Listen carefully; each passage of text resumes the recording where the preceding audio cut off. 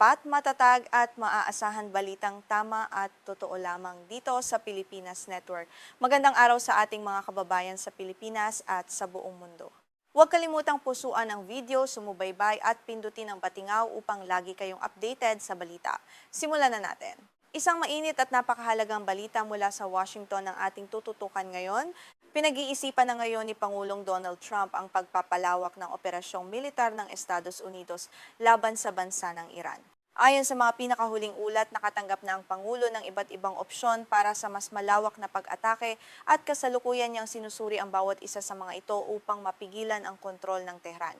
Ayon sa mga ulat na inilabas ng CNN, ang mga planong ito ay partikular na nakatutok sa pagpigil sa Iran na tuluyang kontrolin ang madiskarteng Strait of Hormuz. Nakaparting pulinta, ang mga opsyong ito ay ipinasa kamay kay Pangulong Trump sa isang napakahalagang pagpupulong sa Situation Room sa White House kamakailan lamang. Ipinapakita nito ang seryosong paghahanda ng administrasyon laban sa mga banta ng Iran sa malayang nabigasyon sa dagat. Bago pa man ang pagpupulong na ito sa White House, naglunsad na ang militar ng Estados Unidos ng sunod-sunod na airstrike sa timog na bahagi ng Iran at sa kahabaan ng Strait of Hormuz sa nakalipas na 5 araw. Ang mga pag-atake ito ay bahagi ng paunang babala ng Washington upang ipakita ang kanilang determinasyon at lakas laban sa patuloy na agresyon at militarisasyon ng hukbong Iranian sa naturang mahalagang lugar. Sinabi ng mga opisyal ng Amerika na ang pangunahing layunin ng mga nagdaang pag-atake ay upang pahinain ang kakayahan ng Iran na harangan ang mga barkong pangkalakalan. Gayunpaman, ang pagwasak sa mga radar at missile launcher ng Iran ay pinaniniwala ang naglalatag din ng pundasyon para sa isang mas malaki at mas malawak na kampanyong militar na kasalukuyang pinag-aaralan ng husto ni Pangulong Trump sa ngayon. Dalawang hindi pinangalan ng opisyal ang nagbunyag na kabilang sa mga pinakamatinding opsyon ay ang pag-agaw sa kontrol ng Kharg Island na siyang pangunahing sentro ng export ng langis ng Iran. Bukod dito, pinag-iisipan din ang pag-atake sa mga sekretong pasilidad sa ilalim ng lupa sa Mount Pickaxe na pinaniniwala ang kinaroroonan ng mga sensitibong kagamitan at pasilidad para sa programang nuklear ng bansang Iran.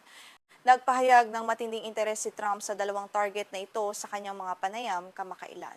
Gayunpaman, ipinahiwatig niya na ang pag-agaw sa Kharg Island ay maaaring isagawa ng ibang bansa sa halip ng mga sundalong Amerikano.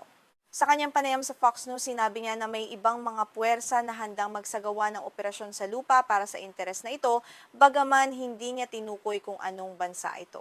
Sa mga nakalipas na linggo, hindi tinago ni Trump ang kanyang intensyon na maglunsad ng mas matinding atake laban sa Iran. Hayagan niyang binantaan ang bansa na wawasakin ang kanilang mga infrastrukturang sibil at maging ang mga pasilidad ng enerhiya kung hindi sila titigil. Ang marahas na retorikang ito ay nagdulot ng matinding pangamba sa pandaigdigang komunidad dahil sa posibleng pagsiklab ng isang malawakang digmaan. Ayon sa mga mapagkakatiwala ang pinagkukunan sa White House, si Pangulong Trump ay unti-unti nang nawawalan ng pasensya sa Iran. Ito ay dahil sa patuloy na pagtanggi ng Tehran na sumunod sa mga pulang linya o red lines na itinakda ng Amerika hinggil sa kanilang programang nuklear. Bukod dito, patuloy din ang ginagawang panggigipit at paghihigpit ng Iran sa mga dayuhang barko na dumadaan sa mahalagang Strait of Hormuz. Sa kabila ng matitigas na pahayag, nagpapakita rin si Trump ng magkasalungat na signal sa publiko.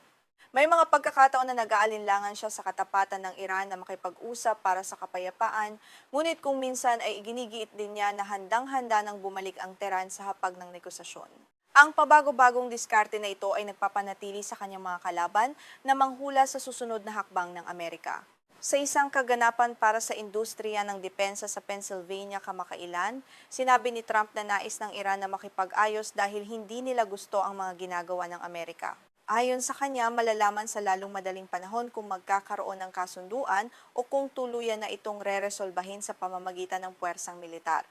Ang pahayag na ito ay muling nagpainit sa tensyon sa pagitan ng dalawang bansa sa mundo. Sa kabilang banda, nagpahayag ng mas maingat na pananaw si Vice Presidente J.D. Vance hinggil sa sitwasyong ito. Sa isang panayam, inamin ni Vance na hindi makakamit ang tunay na tagumpay sa pamamagitan lamang ng lakas militar.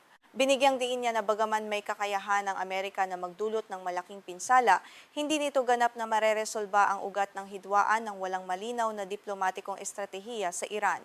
Ipinaliwanag ni Vance na kahit pabombahin ng Amerika ang mga radar, drone o missile ng Iran, napakadali pa rin para sa kanila na gumamit ng simpleng artilerya upang atakihin ang mga barko sa Strait of Hormuz.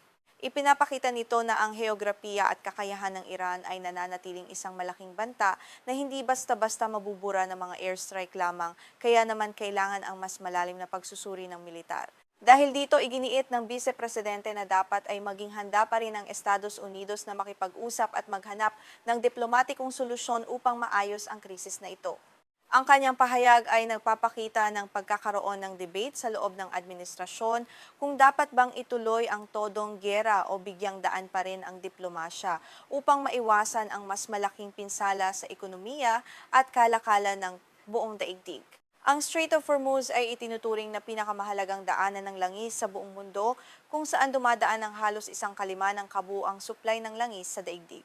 Ang anumang pagkaantala o digmaan sa rehiyong ito ay tiyak na magpapataas sa presyo ng petrolyo sa pandaigdigang merkado na magdudulot ng matinding krisis sa ekonomiya pati na rin dito sa Pilipinas na lubhang umaasa sa mga inaangkat na langis mula roon. Ang mga bansa sa gitnang silangan, partikular ang mga kaalyado ng Amerika tulad ng Saudi Arabia at Israel, ay masusing nagmamasid sa mga susunod na galaw ni Trump.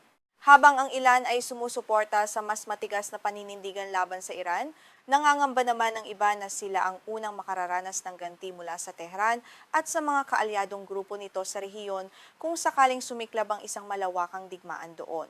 Sa loob naman ng Estados Unidos, nahahati ang opinyon ng mga mambabatas at ng publiko sa isyong ito.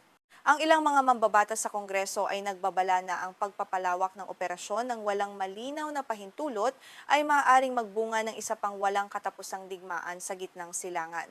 Nais nilang tiyakin na may sapat na legal na batayan at suporta bago gumawa ng anumang malaking hakbang ang White House ngayon. Sa kabila ng mga debate sa politika, nananatiling mataas ang kahandaan ng militar ng Amerika sa rehiyon.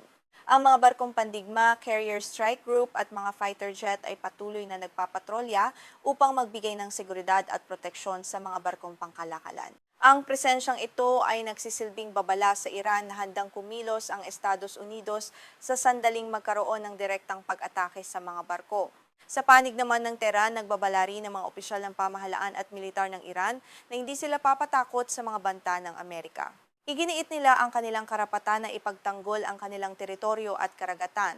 Ayon sa kanila, ang anumang agresyon ng Estados Unidos ay sasagutin ng mas matinding ganti na maaaring magparalisa sa buong daloy ng kalakalan sa Strait of Hormuz at iba pang karatig na dagat.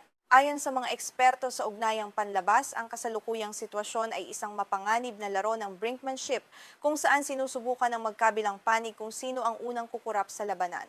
Ang diskarte ni Trump na gumamit ng matinding pressure habang nagiiwan ng pinto para sa negosasyon ay isang kilalang taktika, ngunit maaari rin itong magbunga ng hindi sinasadyang digmaan dahil sa maling kalkulasyon ng militar. Sa pagtatapos, nananatiling kritikal ang mga susunod na araw para sa kapayapaan sa gitnang silangan at sa buong mundo.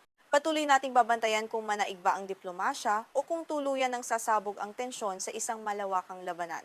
Ako ang inyong tagapagbalita, nag-uulat ng mga pinakasariwang balita mula sa iba't ibang panig ng mundo dito lamang sa ating himpilan. Manatiling ligtas at mapagmatyag sa lahat ng oras. Isang matinding babala ang ipinalabas ng Iran ngayong araw matapos nitong ideklara ang Strait of Hormuz bilang isang pulang linya na hindi maaaring lagpasan. Nagbanta ang Tehran na kung itutuloy ni US President Donald Trump ang banta nitong atakihin ang kanilang mga infrastruktura, gaganti ang Iran sa pamamagitan ng pag-atake sa lahat ng infrastruktura sa buong rehiyon ng Gulf. Ito ang pinakabagong tensyon na naglalagay sa buong mundo sa bingit ng digmaan. Ang babalang ito ay kasunod ng ikalimang gabi ng walang humpay na pag-atake ng Estados Unidos at ang muling pagpapatupad ng naval blockade o harang sa mga daungan ng Iran.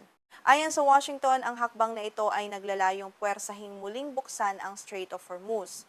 Matatandaang isinara ng Iran ang estratehikong rutang ito noong nakaraang Sabado matapos tuluyang gumuho ang isang marupok na kasunduan sa tigil putukan. Matapos ang mga unang serye ng pag-atake ng Amerika noong Miyerkules ng gabi, naglabas ng matapang na pahayag ang nangungunang negosyante ng Tehran na si Mohammad Bakr Kalibaf at sa Mohammad Bakr Kalibaf. Ayon sa kaniya, ang Iran ay kasalukuyang nasa isang mahalaga at umiiral na pakikipagdigma laban sa Estados Unidos. Ang pahayag na ito ay nagpapakita lamang na hindi uurong ang bansa sa anumang banta ng puwersang militar mula sa panig ng mga Amerikano. Ipinaliwanag naman ni Iranian Army spokesman Brigadier General Mohammad Akraminia na ang Strait of Hormuz ay nananatili sa ilalim ng kanilang mahigpit na kontrol. Ang rutang ito ay napakahalaga dahil bago pa man sumiklab ang digmaan, dito dumadaan ang halos ikalimang bahagi ng kumpletong supply ng langis at likas na gas sa buong daigdig. Kaya naman, ang anumang kaguluhan dito ay direktang makakaapekto sa ekonomiya ng mundo. Ayon pa kay Akraminia, nagkakamali ang mga Amerikano sa pag-aakalang makukuha nila ang kontrol sa estratehikong kipot na ito sa pamamagitan lamang ng pag-atake sa ilang base militar ng Iran sa katimugang baybayin. Binigyang diin niya na ang diskarte ng Estados Unidos ay nagpapakita ng kawalan ng pag-unawa sa tunay na kakayahang depensiba ng Iran at sa determinasyon ng kanilang mga sundalo na ipagtanggol ang soberanya. Ipinagmalaki ng opisyal na ang Islamic Republic of Iran ay may sapat na kakayahan upang kontrolin ang Strait of Hormuz mula sa alinmang bahagi ng kanilang teritoryo. Ang kakayahang ito ay hindi lamang nakadepende sa mga baybayin o mga isla sa paligid.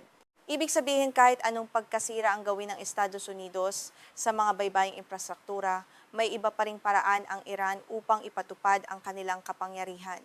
Sa kabilang banda, 3 opisyal ng Estados Unidos ang nagkumpirma sa ulat ng Reuters na ang kanilang mga pag-atake ay may layuning buksan ang kipot. Bukod dito, pinupuntirya rin ng Amerika ang mga kakayahang militar ng Iran na nais nilang tuluyang sirain bago magsagawa ng mas komplikadong operasyong militar sa hinaharap. Ito ay nagpapahiwatig ng mas malawak na plano ng Washington laban sa depensa ng Tehran. Bago ang mga pahayag na ito, opisyal nang nagdeklara ang hukbong militar ng Iran hinggil sa sitwasyon sa kipot. Ayon sa kanila, walang alinlangan na lalaban sila hanggang sa huli at neutralisahin ang anumang panghihimasok ng Amerika sa rehiyon.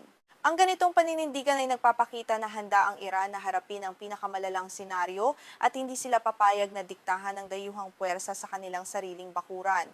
Ayon sa tagapagsalita ng militar ng Iran, mayroon lamang iisang paraan upang muling mabuksan ang Strait of Hormuz. Ito ay ang pagsunod ng Estados Unidos sa 14 na puntos ng Memorandum of Understanding na nilagdaan ng 2 panig noong Hunyo. Kasama rin dito ang pagpapatupad ng mga regulasyon ng Iran pagdating sa trapiko ng mga barkong dumadaan sa kipot na dapat sundin ng lahat ng walang pangingimi. Matatandaang nagbanta si US President Donald Trump noong Martes na pupuntiryahin ng Amerika ang mga planta ng kuryente at mga tulay sa Iran sa susunod na linggo kung hindi babalik ang Tehran sa hapag ng negosasyon. Ang bantang ito ay naglalayong gipitin ng ekonomiya at pang-araw-araw na pamumuhay ng mga mamamayang Iranian upang mapilitan ang kanilang pamahalaan na sumuko sa mga demands o kahilingan ng Washington. Ngunit mabilis na sumagot si Akraminia at sinabing kung isa sa katuparan ni Trump ang bantang ito, ang sandatahang lakas ng Iran ay handang umatake sa lahat ng natitirang infrastruktura sa buong rehiyon. Idinagdag pa niya na ang magiging tugon ng Iran ay mas matindi, mas malawak ang saklaw at mas mapanira kumpara sa mga naunang serye ng pag-atake. Isang babala na naglalayong pigilan ang Amerika sa pamamagitan ng takot. Napatunayan ang banta ng Iran matapos nitong kumpirmahin na pinuntirya ng kanilang militar ang mga base ng Estados Unidos na matatagpuan sa Kuwait at Jordan. Nagbabala rin ang Tehran sa mga kapitbahay nitong bansa na ang pagpapahintulot sa Amerika na gamitin ang kanilang teritoryo upang maglunsad ng mga pag-atake laban sa Iran ay hindi palalagpasin at tiyak na makakatanggap ng kaukulang ganti mula sa kanilang puwersa. Dahil sa lumalalang sitwasyon, narinig ang mga sirena ng babala sa Bahrain madaling araw ng Huwebes, habang opisyal namang nagpahayag ang Kuwait na sila ay re-responde sa mga banta ng paggalit na drone sa kanilang himpapawid. Ang mga pangyayaring ito ay nagdulot ng takot at pangamba sa mga residente sa rehiyon na nagpapakita na ang digmaan ay hindi na lamang limitasyon sa pagitan ng dalawang pangunahing bansa. Kinumpirma ng hukbo ng Iran na matagumpay nilang pinuntirya ang Al-Azraq Airbase sa Jordan gamit ang mga ballistic missile. Ang pag-ataking ito ay nagpapakita ng kakayahan ng Iran na maglunsad ng tumpak at malayo ang pag-atake gamit ang kanilang sopistikadong teknolohiya ng misil. Ito ay isang malinaw na mensahe sa Jordan at sa Amerika na walang ligtas na lugar kapag nagsimula na ang kanilang pagganti. Sa kabilang dako, ipinahayag naman ng Iran's Revolutionary Guards na matagumpay nilang nawasak ang Satellite Communication Center at ang Early Warning Radar sa Ali al-Salem Air Base. Bukod dito, pinupuntirya rin nila ang isang military pier o daungan ng militar ng Estados Unidos sa Al-Shuwaiba area sa Kuwait. Samantala, Inihayag ng Bahraini Defense Ministry na matagumpay na naharang at nawasak ng kanilang mga air defense system ang ilang serye ng mga pag-atake mula sa himpapawid ng Iran na naglalayong pinsalain ng kanilang kaharian ngayong Huwebes. Ang mabilis na depensang ito ay nakatulong upang maiwasan ang malawakang pinsala sa mga sibilyan, ngunit nananatiling mataas ang tensyon sa buong himpapawid ng rehiyon. Ang pinakabagong eskalasyon at ang mga banta ng Iran na harangan ng iba pang pag-export ng enerhiya sa rehiyon, kasama ng posibleng pag-atake sa mga lokal na infrastruktura, ay muling nagbabalik sa takot ng pagkakaroon ng isang ganap at malawakang digmaan. Ang buong mundo ay nakatutok ngayon sa gitnang silangan dahil ang anumang paghinto sa supply ng enerhiya ay magdudulot ng krisis sa ekonomiya ng maraming bansa. Ayon sa mga eksperto at analista, ipinapahiwatig ng Iran na maaari nilang gamitin ang kanilang mga kaalyadong Houthi sa Yemen upang isara ang Bab el-Mandeb Gateway na patungo sa Red Sea. Kung mangyayari ito, magbubukas ng bagong larangan ng digmaan laban sa Washington at maglalagay sa panganib sa ikalawa sa pinakamahalagang daanan ng enerhiya sa buong daigdig. Isang hakbang na magpaparalisa sa pandaigdigang kalakalan.